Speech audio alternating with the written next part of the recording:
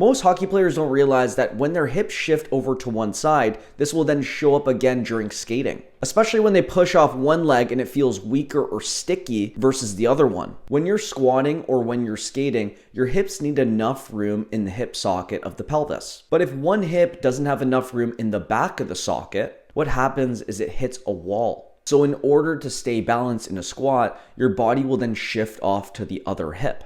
So in order to fix it, what we have to do is create more space in the back of the hip, and this is how you do it. For this exercise, we want to get a book that's around 10 to 15 centimeters off the ground. You want to place the foot of the side we're trying to shift into. For the foot placement, you want the elevated foot slightly back and the foot on the ground slightly forwards. I like to line up the toes of the elevated foot with the middle portion of the foot that's on the ground, just like this. From here, I'm going to be very conscious of my upper half. I'm going to make sure that everything is square and upright. My chest is facing forwards at all times, especially as I descend into the squat. You want to make sure your foot contacts are right, having the heel, the pinky toe, and the big toe making contact with the floor at all times. You want to exhale as you squat, placing about 2/3 of your weight through the elevated leg. Now coming down here, I'm going to feel the inside heel and the big toe as I descend, keeping the hip hinge tight. And I'm going to slightly push this leg forwards and inwards. This allows me to change my zipper line, forcing my weight a little bit more through that opposite side. So just like this.